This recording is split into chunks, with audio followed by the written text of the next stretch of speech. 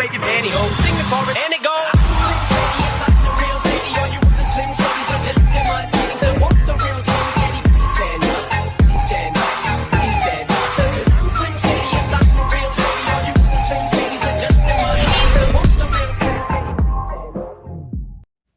तो चलिए शुरू करते हैं अपना आज का टॉपिक। आज का हमारा टॉपिक है भारत में चुनाव व्यवस्था। अब भारत में चुनाव व्यवस्था का मतलब है कि चुनाव किस किस तरीके से होते हैं, क्या क्या प्रक्रिया है चुनाव होने के लिए भारत में, तो वो हम जानेंगे।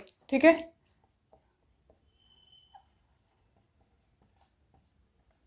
भारत में चुनाव व्यवस्था।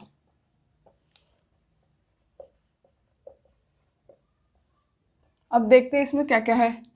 पहला तो है भारत में चुनाव कौन कराता है। अब कोई एक साधारण आदमी तो करा नहीं सकता चुनाव, तो कौन कराता है चुनाव? चुनाव आयोग कराता है। कौन कराता है चुनाव? चुनाव आयोग। ठीक है, इसमें क्या है अब दूसरा पॉइंट, मतदाताओं की सूचियां तैयार करना। चुनाव आयोग क्या करता है? मतदाताओं की सूचियां तैयार करता है।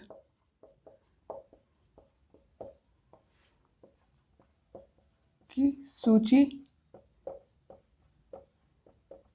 तैयार करना कौन करता है? ये चुनाव आयोग करता है। क्योंकि अब देखिए, अब हर साल तो चुनाव होते नहीं है। अब 5 साल विधानसभा के तो चुनाव होते हैं, 5 साल बाद होते हैं।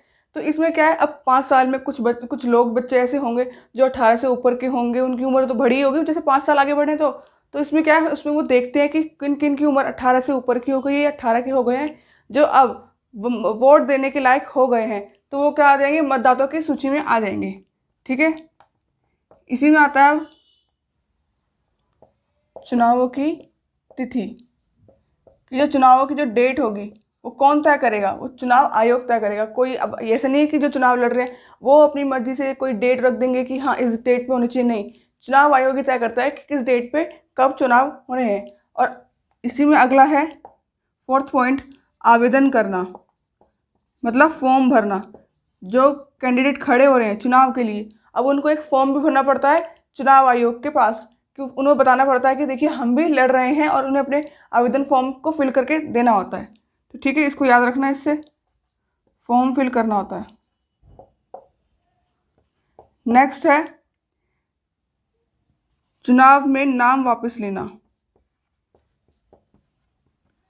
नाम वापस लेना। अब मान लीजिए कोई व्यक्ति चुनाव के लिए पहले खड़ा हो गया, अब उसके बाद उसको लग रहा है कि नहीं, मेरे को शायद इस वाले चुनाव में मेरे को शायद जीत ना मिल पाए, या किसी भी कारण से वो अपना नाम वापस लेना चाहता है, तो वो नाम ले सकता है। लेकिन उसके लिए भी एक तिथि, एक डेट तय की जाती है कि आप इस डेट तक ही अपना नाम वापस ले सकते हैं, कि उस डेट के बाद वापस नहीं ले सकते। ठीक है, एक ये पॉइंट है। इसके बाद अगला देख लेते हैं, चुनाव स्वतंत्र और निष्पक्ष होंगे। कैसे होंगे? निष्पक्ष, मतलब बिना किसी पक्ष के आप अपनी मर्जी से चुनाव लड़ रहे हैं, अगर किसी के दबाव में आके नहीं लड़ रहे। और जैसे आप चुनाव लड़ रहे हैं तो ऐसा नहीं है कि किसी का पक्ष लेके लड़ रहे हैं, अपने ऊपर लड़ रहे हैं, किसी के दबाव में नहीं लड़ रहे, अपने मर्जी से लड़ रहे हैं। ठीक है, अब इसी में अगला है, ये बहुत इंपॉर्टेंट पॉइंट है, चुनाव प्रचार व चुनाव प्रचारों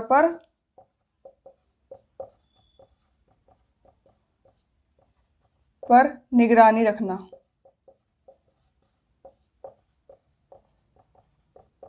देखिए, अब कोई व्यक्ति चुनाव लड़ रहा है तो अपना चुनाव प्रचार भी कराएगा, मतलब अपना सब जगह बताएगा, जाके रैलियाँ निकालेगा, अलग अलग झांकियाँ निकालेगा कि देखिए हम ये अब चुनाव लड़ रहे हैं, आप हमारी पार्टी को वोट दीजिए। कि अलग अलग तरह के वो वादे करते हैं, वो कैंडिडेट, वो प्रतिनिधि आपसे अलग अलग तरह के वादे करेगा, अलग अलग आपको भाषण देगा। तो वो अपना एक तरह से क्या कर रहा है, प्रचार कर रहा है, अलग अलग अपने लिए पर्चे बंटवाएगा, लोगों से करवाएगा कि आप मेरे पार्टी को वोट कीजिए, मेरे पार्टी को सपोर्ट कीजिए, हमारा साथ दीजिए। तो क्या है, वो अपना एक तरह से प्रचार कर रहा है। लेकिन साथ ही साथ जब कोई व्यक्ति, कोई कैंडिडेट जब अपना प्रचार करता है तो चुनाव आयोग उस पर निगरानी रखता है कि कहीं वो कुछ गलत तरीके से तो प्रचार नहीं कर रहा।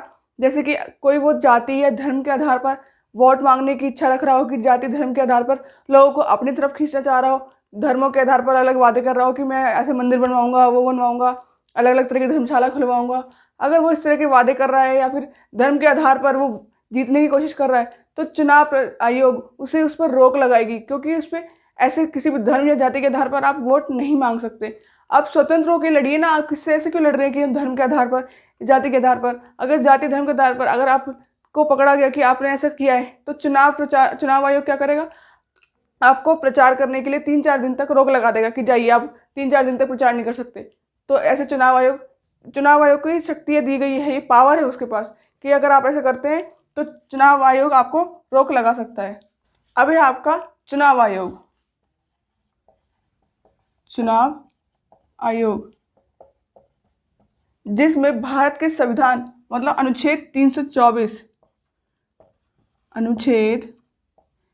324 में पूरा बताया गया है, बिल्कुल अच्छे से एक्सप्लेन किया गया है कि जो चुनाव आयोग है ये एक स्वतंत्र कार्य करती है, बिना किसी के दबाव के, बिना किसी के प्रेशर के ये काम करती है। अब इसमें देखिए कितने लोग हैं, इसमें है टोटल 3 लोग हैं सिर्फ। जो पहला है वो है मुख्य निर्वाचन आयुक्त,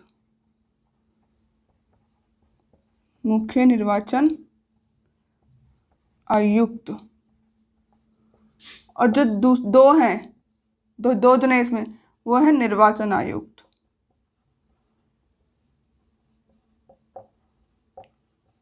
ठीक है, अब आप एक शब्द से कंफ्यूज मत होना कि इसमें मुख्य है और इसमें नहीं है।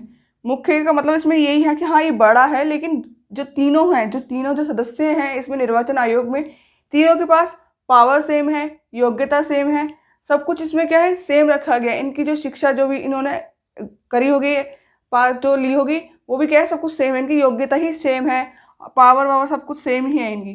ठीक है, तो ये तीनों क्या है, तीनों मिलके चुनाव आयोग में काम करते हैं और चुनाव प्रचार, जैसे चुनाव में सबकी निगरानी रखना, कौन किस तरह से काम कर रहा है वो सब देखते हैं।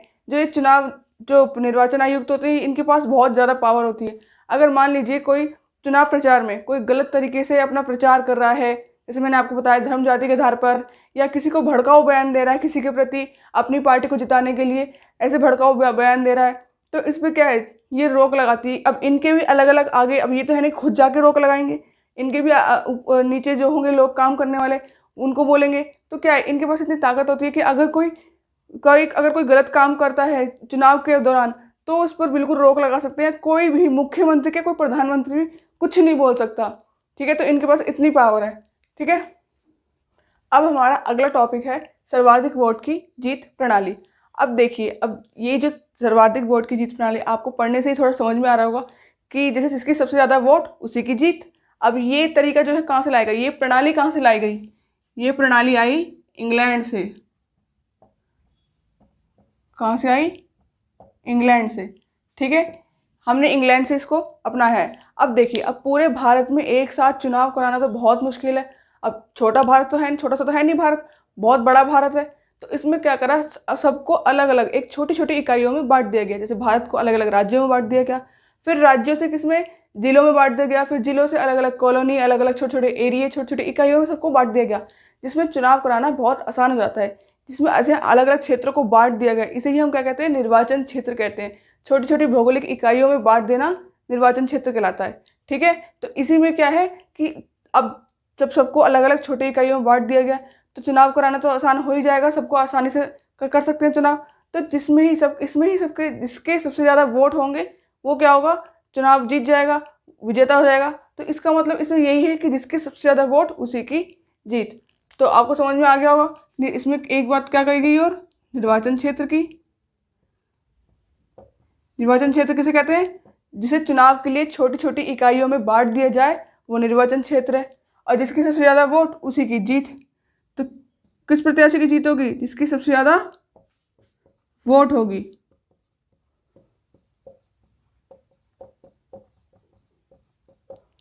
समझ में आया ना।